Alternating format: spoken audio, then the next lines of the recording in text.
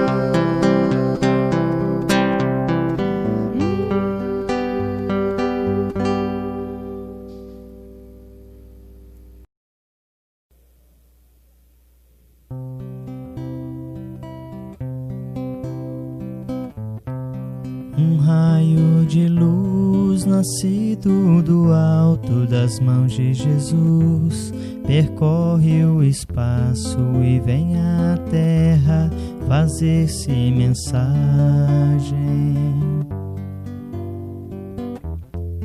Que se encerra a beleza e a imagem do ensinamento do Evangelho. A mensagem deixa uma paz na gente e vai agindo igual a semente que muda o caminho onde é semeada, iluminando tudo, florindo a estrada, trazendo ao mundo mais amor e mais vida. Um raio de luz nascido do alto das mãos de Jesus, percorre o espaço e vem à terra fazer-se mensagem. Que se encerra a beleza e a imagem do ensinamento do Evangelho. A mensagem deixa uma paz na gente e vai agindo igual a semente que muda o caminho onde é semeada, iluminando tudo, florindo a estrada, trazendo ao mundo mais amor e mais vida.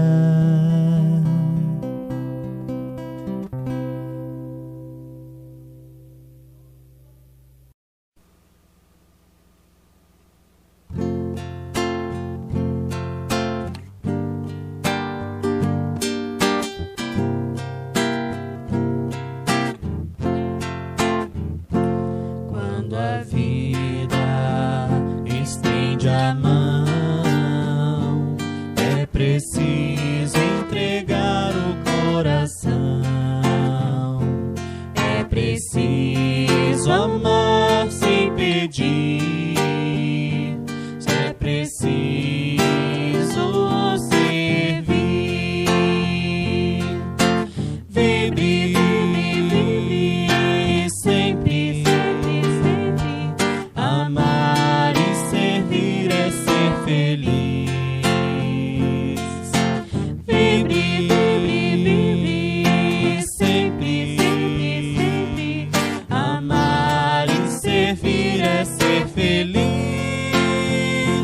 Quando a gente entrega o coração, faz da vida inteira uma canção, faz do sonho uma realidade, que liberta a ave prisioneira. Vive sempre. Amar e servir é ser feliz. Vive sempre. Amar e servir é ser feliz. Quando a gente entrega o coração, faz da vida inteira uma canção, faz do sonho uma realidade, que liberta a ave prisioneira.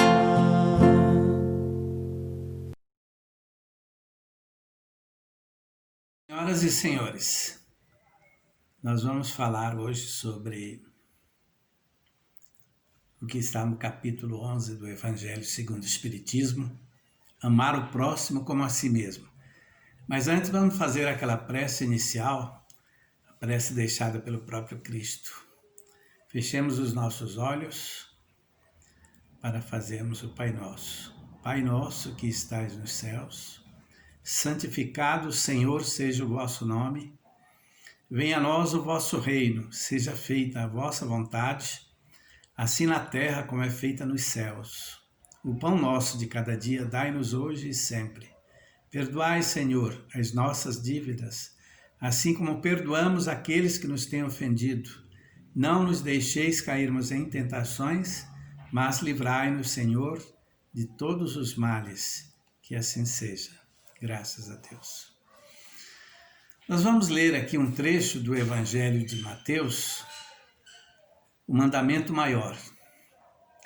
Mas os fariseus, quando ouviram que Jesus tinha feito calar a boca aos saduceus, juntaram-se em conselho, e um deles, que era doutor da lei, tentando-o, perguntou-lhe: Mestre, qual é o maior mandamento da lei?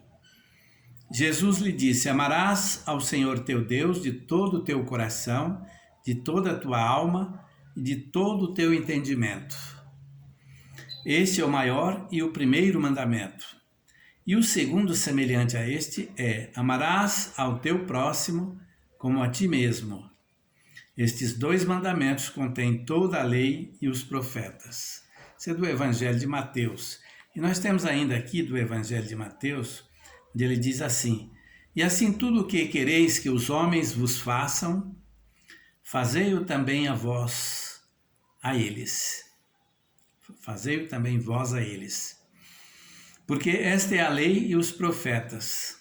E ainda um trecho do Evangelho de Lucas que diz assim: Tratai todos os homens como quereríeis que eles vos tratassem. Portanto, nós temos aí, de forma clara, absolutamente clara, da essência do cristianismo, a mensagem do Cristo, amar a Deus sobre todas as coisas e ao próximo como a si mesmo, se constituindo, portanto, a base dos ensinamentos do Cristo. Nós sabemos que o Evangelho de Jesus, o perdão das ofensas, a compreensão do sofrimento alheio, o amor aos inimigos, o amor ao próximo, de um modo geral, o amor a Deus sobre todas as coisas, já havia sido, digamos, propalado, preconizado por muitos filósofos, mensageiros do Cristo, em várias regiões do continente. Mas o próprio Cristo, segundo os Espíritos, observando atentamente o desenvolvimento social do pensamento humano, o desenvolvimento social do homem e o pensamento do homem, ele decide vir pessoalmente trazer o seu evangelho de amor, o seu evangelho de redenção. E aí, sem que ele fosse obrigado a vir até nós, ele tomou a decisão pessoal de nos trazer o seu evangelho. Daí é o fato de ele ter estado entre nós e, portanto, não como uma imposição ou como uma determinação de Deus. É necessário que nós, os espíritas, venhamos a entender de que Deus não se assemelha a um executivo da terra que emite determinações a todo momento. Deus dispõe das suas leis justas, eternas, invioláveis, divinas e, portanto, imutáveis em todos os aspectos. No entanto, a sua bondade se manifesta em todos os acontecimentos. Deus é amor. Foi isso que Jesus nos ensinou. Portanto, amar a Deus sobre todas as coisas e ao próximo como a si mesmo. Então, isso significa tudo aquilo que foi escrito na lei de Deus. O que é a lei de Deus? É a lei de amor. Nós sabemos que Moisés nos trouxe no Monte Horebe, no Monte Sinai, ele nos trouxe os 10 mandamentos. O primeiro grande código que foi transmitido diretamente da espiritualidade para o homem. Hoje nós já temos a ratificação dos espíritos, através da psicografia de Francisco Cândido Xavier, de que realmente Moisés era um grandioso médium. E esse foi o primeiro contato, o primeiro grande código diretamente da espiritualidade. Portanto, toda a lei e os profetas foram resumidos desta maneira. E aí nós sabemos que Jesus era observado constantemente desde o início da sua missão, quando, por exemplo, ele se declara o Cristo, depois do seu retorno da Palestina, quando havia sido batizado por João, o seu parente, e que este fora morto por ordem de Herodes, ele, ao retornar, foi convidado por sua mãe para participar das bodas de Caná, onde ele transforma água em vinho, como nós sabemos. E, a partir daquele momento, segundo a narrativa de João, do Evangelho de João, além de transformar água em vinho, inicialmente pela solicitação, pelos pedidos da sua própria mãe, ele realizou alguns atos de grande importância que o diferenciavam das demais pessoas, às margens do mar de Tiberíades naquela ocasião. De tal maneira que quando ele retornou para Nazaré, que foi a cidade onde ele foi criado, cidade pequena e simples, onde toda a sua família era conhecida, o seu pai, José, já havia desencarnado e, portanto, ele comparece num sábado, juntamente com seus familiares, à sinagoga da cidade. Logo após o seu retorno da Palestina e também das bodas de Canaã. Dá para se imaginar que talvez os comentários já houvessem chegado até Nazaré sobre o que teria ocorrido nas bodas de Caná, sobre o que ele teria realizado de importante às margens do mar de Tiberíades. E, portanto, o ambiente estava talvez favorável a que houvesse uma leitura sobre os profetas, aliás, dos profetas referente à vinda do Cristo. Quando isso ocorreu, e nós sabemos que o ambiente da sinagoga era um ambiente extremamente democrático, após aquela leitura do trecho dos profetas que referia a vinda do Cristo, o Filho de Deus, e, portanto, depois da leitura, se esperava sempre que alguém se erguesse e tomasse a palavra. Naquela ocasião, eu acho, se imagina, de que todos olhavam para o Cristo.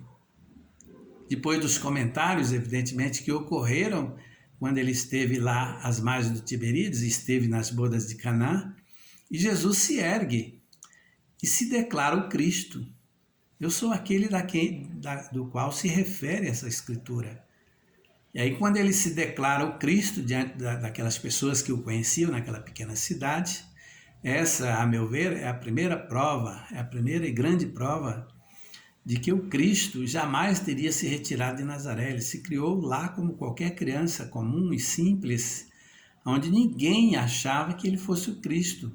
Por isso é que naquele momento em que ele se declara o Cristo, todos se erguem. E naquele tempo era assim, eles se decidissem eliminar uma pessoa, eles matavam a pessoa dentro da sinagoga. Então o nome de Deus era amplamente reverenciado por eles. Quando Jesus se declara o Cristo, ninguém acredita, e eles correram atrás do mestre e queriam eliminá-lo dentro da sinagoga com essa declaração.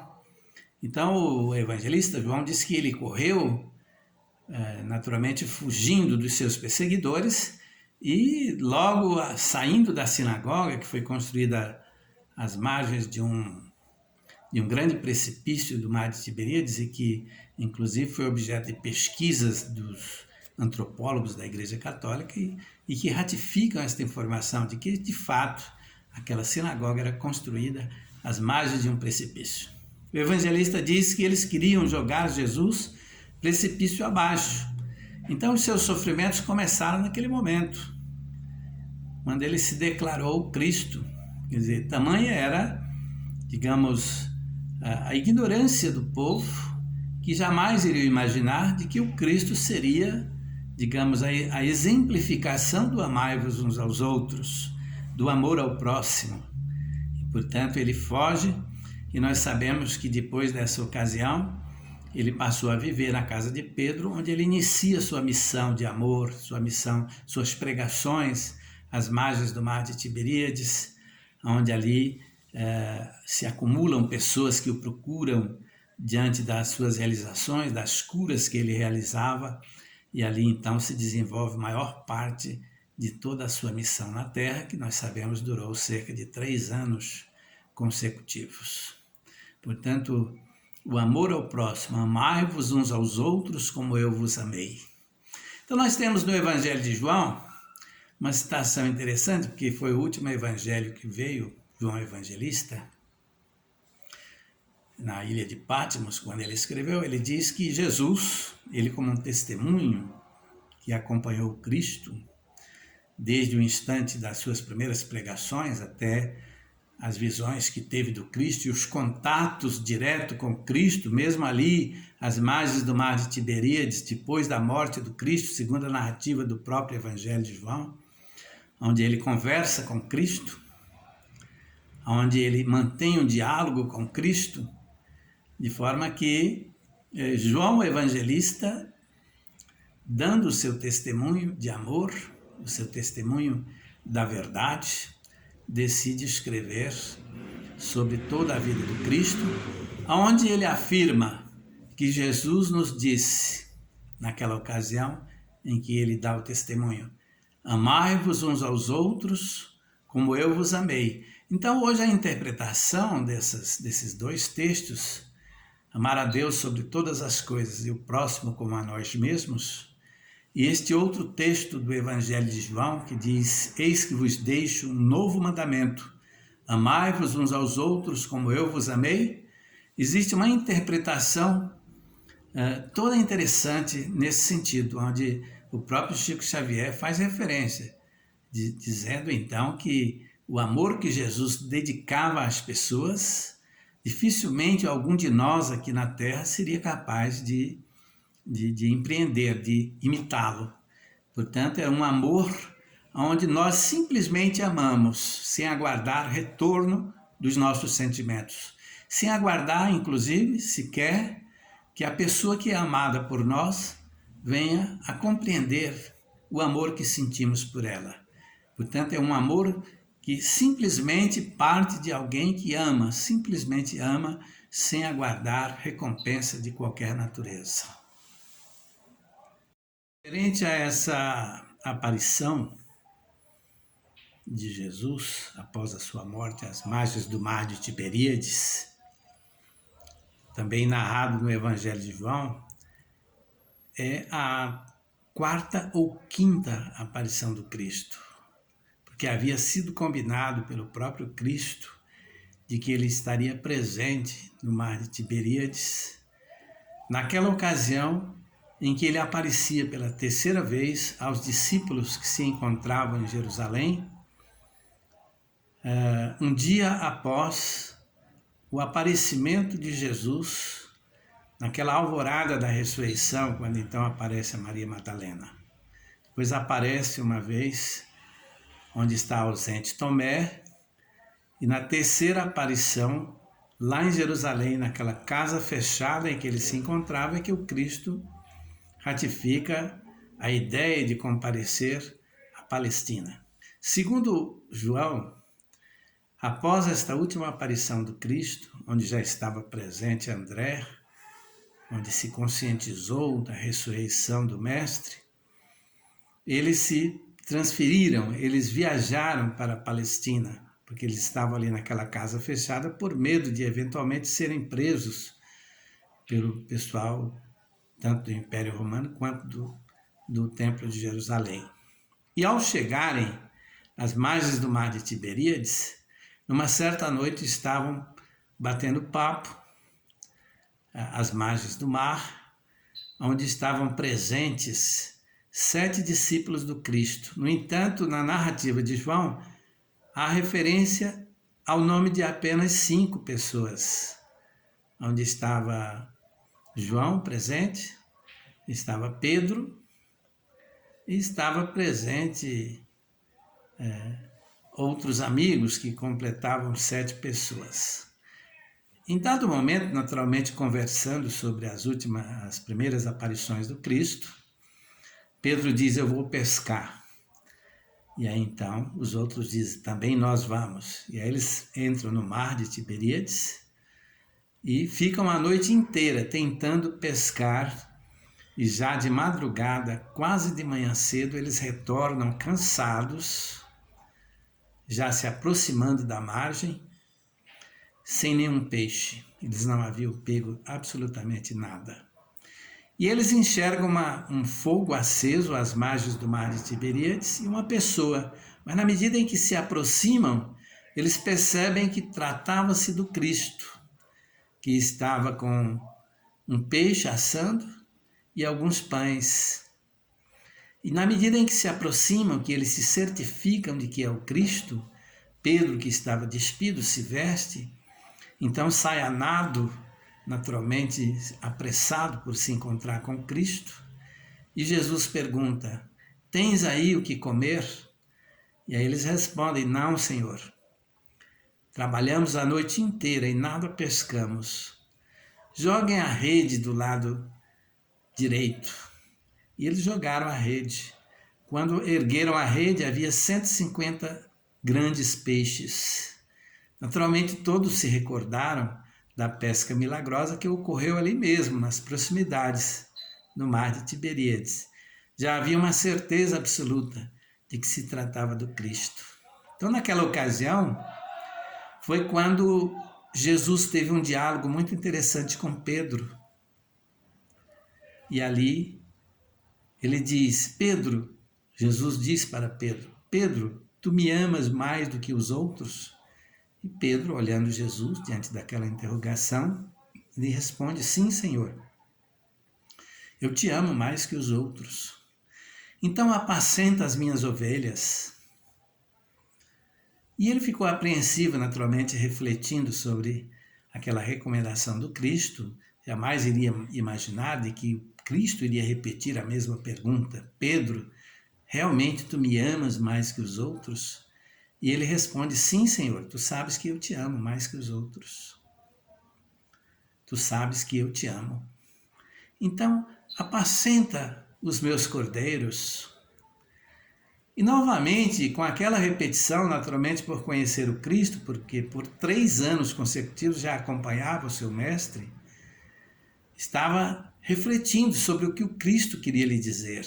Quando o Cristo faz a mesma pergunta: Pedro, filho de Jonas, realmente tu me amas mais que os outros?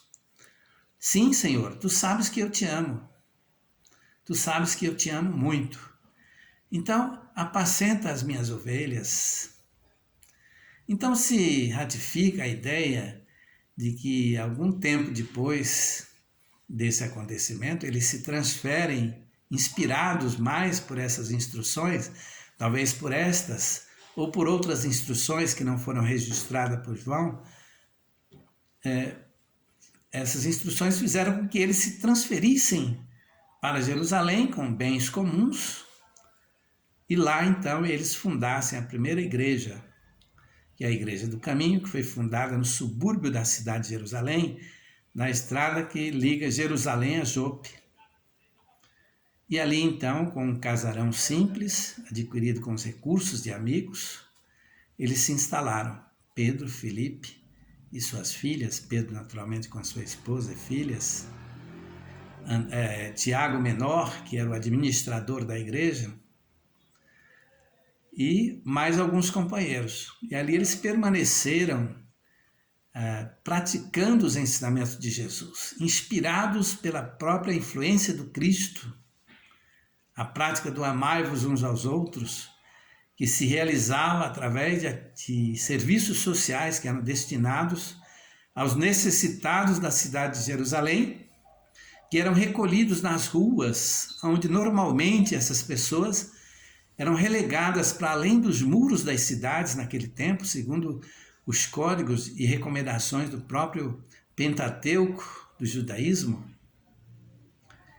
E os judeus então observavam aquele movimento que já se estendia por alguns meses, no silêncio daqueles apóstolos que pareciam andrajosos, ignorantes. Mas, na verdade, o autor do livro, Paulo Estevão, nos diz que eles eram sábios, eram homens simples, e grande parte deles não conhecia sequer as Escrituras referente às premonições sobre a vinda do Cristo, mas eram criaturas amadurecidas espiritualmente, eram verdadeiros sábios reencarnados com missões importantes para coadjuvarem os primeiros passos do cristianismo na Terra. E ali, na medida em que eles serviam o próximo em nome do carpinteiro de Nazaré e chamavam a atenção de todos, a admiração dos grandes homens do Templo de Jerusalém, que eram os fariseus, eram os que mais circulavam, eram os que mais exerciam influência sobre o povo e, portanto, muitos admiravam. Ezequiel, que foi o grande mestre de Saulo de Tarso, né? Saulo de Tarso na época.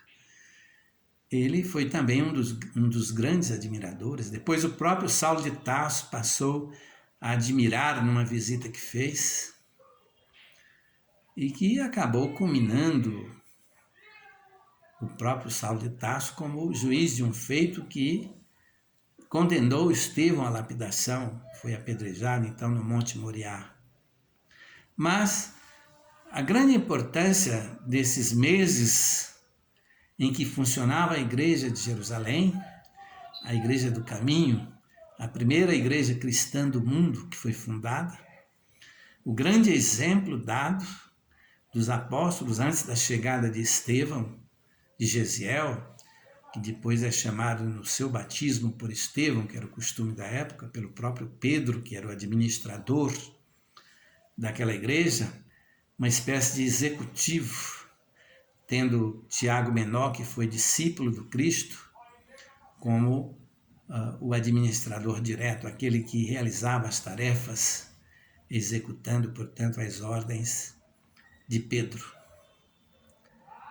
Ali se estendia o exemplo da caridade, o exemplo do amor ao próximo, de forma pura, simples, onde a essência do amor, ensinado por Jesus através das suas parábolas e essencialmente através dos seus exemplos, fazia com que aquelas criaturas se mantivessem fazendo o bem, simplesmente por fazer o bem, simplesmente por amor. O amor ao próximo era algo que se exteriorizava espontaneamente de todos os discípulos da Igreja de Jerusalém, que era auxiliada naturalmente financeiramente para manter as despesas por simpatizantes do judaísmo.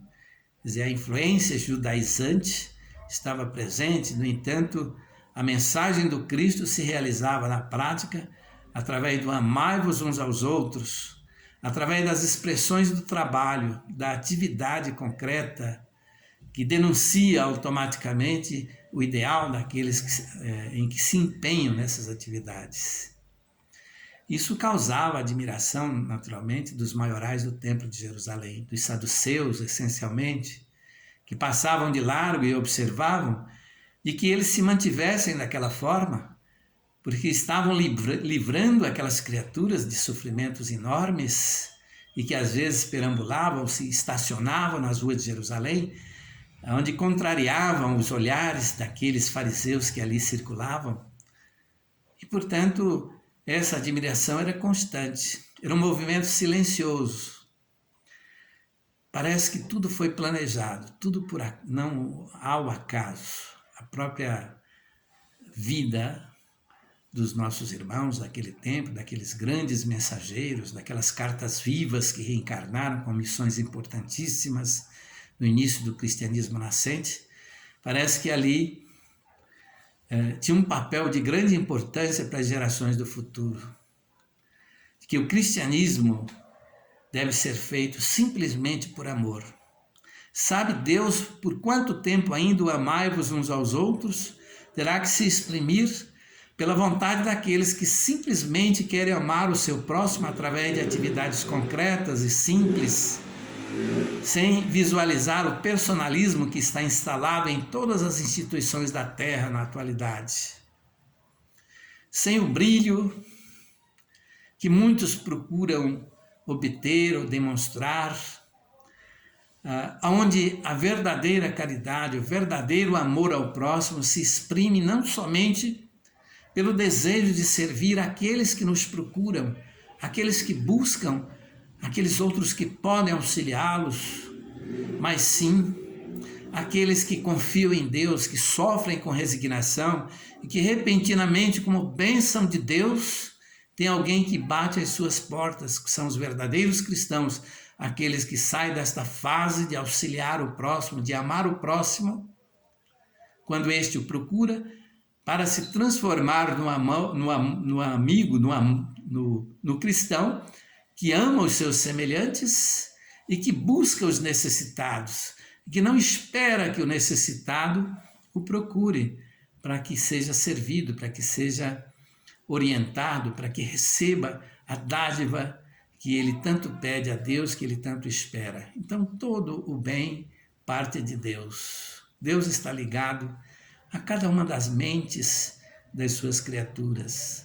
E todo o bem que sentimos necessidade de fazer, todo o bem que queremos fazer aos nossos irmãos mais necessitados, evidentemente vem de Deus. Por isso é que os Espíritos nos ensinam de que aqueles que podem servir os nossos irmãos, podem servir os nossos semelhantes, e que simplesmente fogem daquela oportunidade, negligenciam a chance de auxiliar aquele que o procura, ou de buscar aquele que está necessitado do seu auxílio, irá naturalmente responder perante as leis de Deus, as leis de amor, as leis de causa e efeito. Portanto, o amor que Jesus nos ensinou é aquele que nós, os espíritas, hoje, com maior número de informações, porque quer queiramos ou não, somos aqueles que detemos mais informações sobre a questão do intercâmbio entre mundo espiritual e mundo físico, que se constitui um fator de grandiosa importância na medida em que o tempo passa. Os espíritos dizem que com o tempo, os homens mais sensíveis e inteligentes, porque todos nós, indistintamente, desenvolvemos a nossa competência intuitiva com o tempo. E chega um momento em que necessitamos de mais respostas. Chega um momento em que surgem interrogações espontâneas, onde, em muitos casos, como ocorreu entre o intervalo em que veio Moisés e o Cristo, vieram as informações do Cristo que complementaram e responderam às interrogações daqueles que já haviam evoluído substancialmente a sua competência intuitiva e já não consideravam o politeísmo da época com informações suficientes para que eles se mantivessem no ambiente religioso. Então desertam da religião. Aí vem o Cristo e nos traz um complemento extraordinário, onde os costumes do judaísmo era buscar o bem-estar do homem aqui na própria terra, era buscar a terra que Deus lhes havia prometido, era, portanto, vivenciar o dia a dia da melhor maneira possível, sem cogitar do que viria a ocorrer após a morte. E quando Cristo veio, que nos revelou de que a verdadeira vida não está no mundo material, e sim no mundo dos espíritos, os nossos irmãos começaram a se rebelar. Então, com poucas informações que o Cristo trouxe, que promoveu grandes revoluções sociais no ambiente religioso, no ambiente social, sem dizer tudo o que deveria ter dito, já foi o suficiente para que eles o crucificassem. Portanto, o amai-vos uns aos outros requisita de nós um esforço de renúncia. A oportunidade que temos, às vezes, de trabalhar como médiuns na casa espírita, uma das mais belas oportunidades que temos, concedidas por Deus aos seus filhos misérrimos, são frases do Emmanuel, onde temos a grandiosa chance de nos conscientizarmos quanto à nossa responsabilidade diante do nosso próximo. Portanto, não é uma questão de retornar para o mundo dos espíritos e viver num bom lugar, no céu em que nós sempre sonhamos, principalmente quando estávamos alimentando ideais de outras religiões.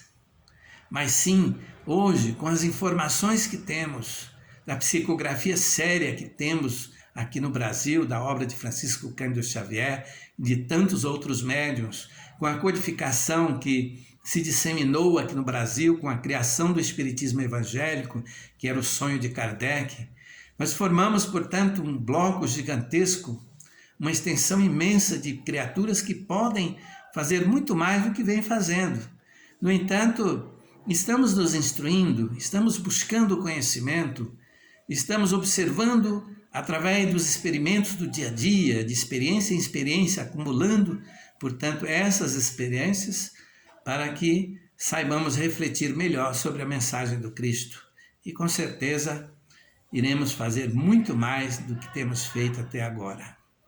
Iremos desenvolver muito melhor os nossos ideais, na medida em que essas experiências enriquecerem as nossas almas. Portanto, vamos procurar fazer o máximo possível quando ingressarmos na escola do Evangelho segundo o Espiritismo, a fim de que entendamos a mensagem de Jesus, que ela é destinada à humanidade inteira, que ela é destinada a todas as criaturas, independente das suas crenças, porque cada um de nós tem o direito absoluto de pensar dessa ou daquela maneira.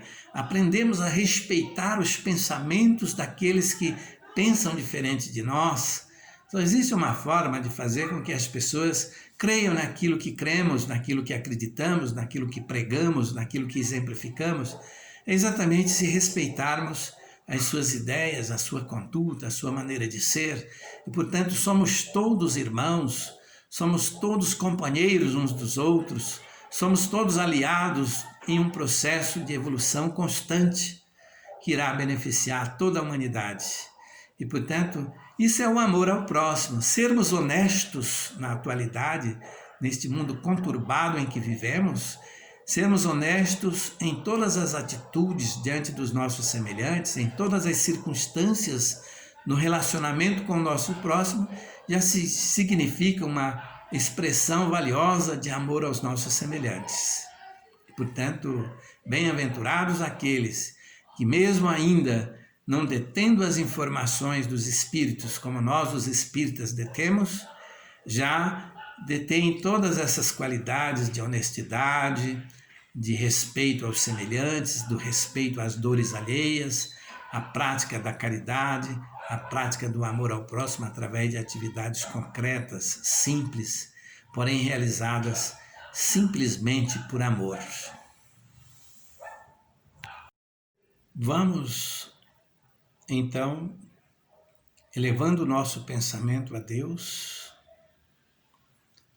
agradecendo a Ele as oportunidades que estamos tendo desse contato com o Evangelho de amor, com o Evangelho de redenção que Ele nos deixou. E finalizarmos a nossa palestra com a prece que Jesus nos ensinou. Pai nosso que estais nos céus, santificado, Senhor, seja o vosso nome. Venha a nós o vosso reino. Seja feita a vossa vontade, assim na terra como nos céus. O pão nosso de cada dia dai-nos hoje e sempre. Perdoai, Senhor, as nossas ofensas, assim como perdoamos aqueles que nos têm ofendido. Não nos deixeis cairmos em tentação, mas livrai-nos, Senhor, de todos os males. Que assim seja. Graças a Deus. Nos preparemos para o momento do passe e fluidificação das águas. Coloque um recipiente com água limpa para ser fluidificada. Irmãos, não importa aonde você está, quais as dificuldades que está enfrentando, Jesus está sempre pronto para vir em nosso socorro. Coloque-se de maneira confortável, que lhe facilite a concentração e a receptividade. Respire lenta e tranquilamente. Inspire, expire. Inspire, expire.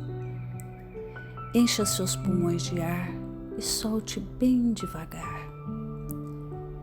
Deixe que energias de tranquilidade e paz penetrem seus pulmões, circulem por todo o corpo.